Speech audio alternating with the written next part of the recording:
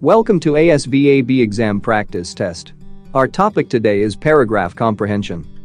Use the link in the description to download the app on the App Store for free practice tests. Number 1. What is among the most important skills in reading comprehension? A.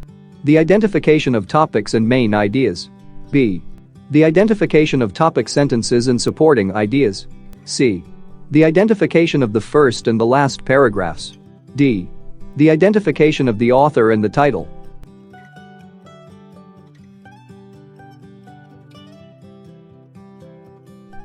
The correct answer is A.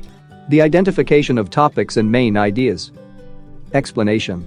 One of the most important skills in reading comprehension is the identification of topics and main ideas.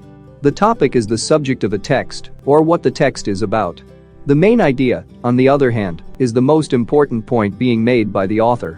The topic is usually expressed in a few words at the most, while the main idea often needs a full sentence to be completely defined.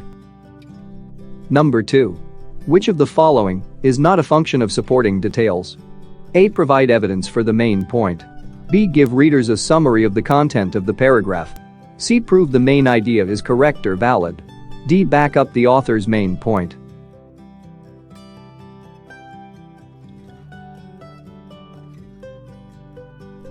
The correct answer is B. Give readers a summary of the content of the paragraph. Explanation. While the main idea is the overall premise of a story, supporting details often go after it and provide evidence and backing for the main point. In order to show that a main idea is correct or valid, the author needs to add details that prove their point. All texts contain details, but they are only classified as supporting details when they serve to reinforce some larger point. Number 3. What is true about theme? A. A theme is the message that the author tries to convey through the text. B. A theme is the feeling that an author intends to express. C. A theme is a common text structure. D. A theme is an issue, an idea, or a question raised by the text.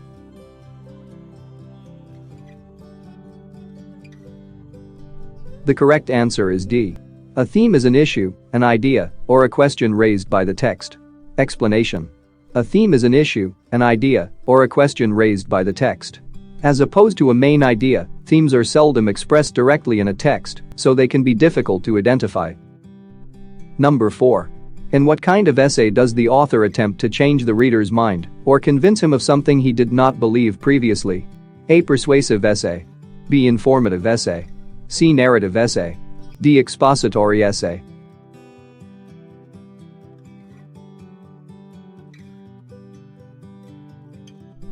The correct answer is A. Persuasive essay. Explanation. When an author attempts to persuade the reader, he often presents his or her opinions as if they were fact. A reader must be on guard for statements that sound factual, but which cannot be subjected to research, observation, or experiment. Number 5. What is not true about informative texts? A. Informative texts are written to educate and enlighten the reader. B. Most informative texts are non-fiction. C. Informative essays always appeal to the emotions. D. In informative texts, the thesis statement is often in the first sentence.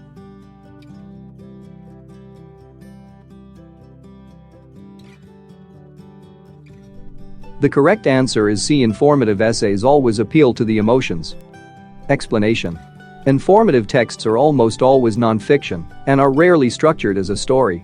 The intention of an informative text is to deliver information in the most comprehensible way possible, so the structure of the text is likely to be very clear. In an informative text, the thesis statement is often in the first sentence.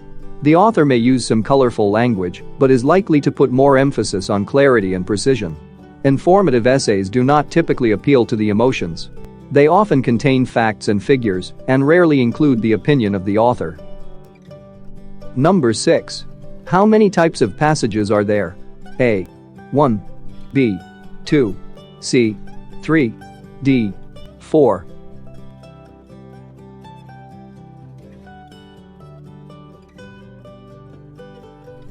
The correct answer is D. 4. Explanation. There are 4 types of passages. They are narrative passage, expository passage, technical passage, and persuasive passage. Number 7. Which of the following is the perspective from which it is told? A. The description of a text. B. The setting of a text. C. The point of view of a text. D. The theme of a text.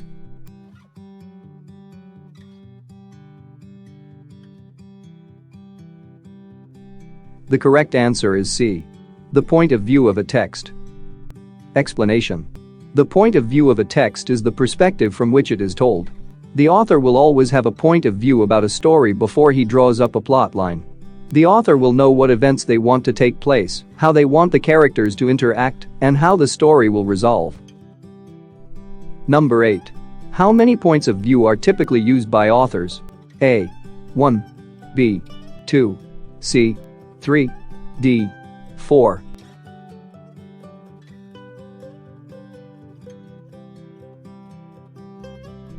The correct answer is B. 2. Explanation. The point of view of a text is the perspective from which it is told. The two main points of view that authors use are first person and third person. In first person, the author writes with the word I. Third person point of view is probably the most common point of view that authors use. Using third person, authors refer to each character using the words he or she. Number 9. What is true about supporting details? A. Supporting details can be factual and correct, yet they may not be relevant to the author's point. B. Informative and persuasive texts usually do not contain supporting details. C. Authors add details in order to make the text longer. D. Supporting details are always indicated with terms like for example or for instance, or enumerated with terms like first, second, and last.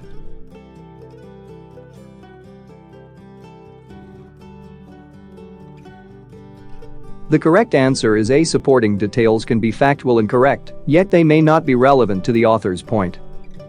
Explanation. Supporting details provide evidence and backing for the main point. In order to show that a main idea is correct or valid, authors add details that prove their point. Supporting details are most commonly found in informative and persuasive texts. In some cases, with terms like for example or for instance, or enumerated with terms like first, second, and last.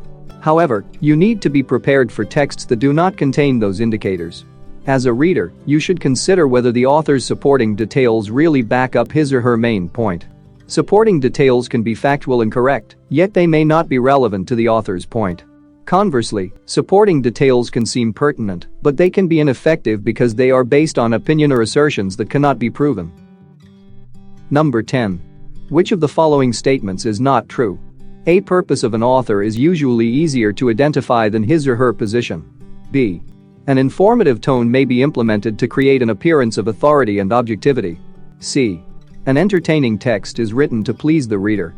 D. Persuasive texts often establish a serious tone to convince the reader to agree.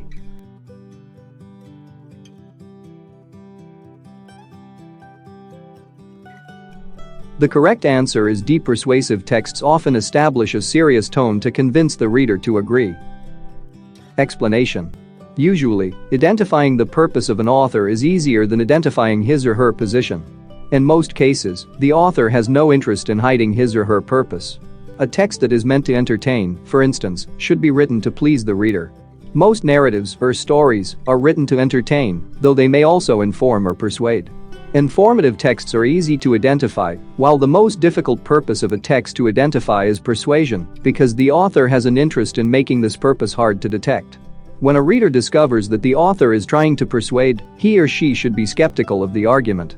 For this reason, persuasive texts often try to establish an entertaining tone and hope to amuse the reader into agreement. On the other hand, an informative tone may be implemented to create an appearance of authority and objectivity. Thanks for watching. Don't forget to like, share and subscribe to our channel for updated videos every week.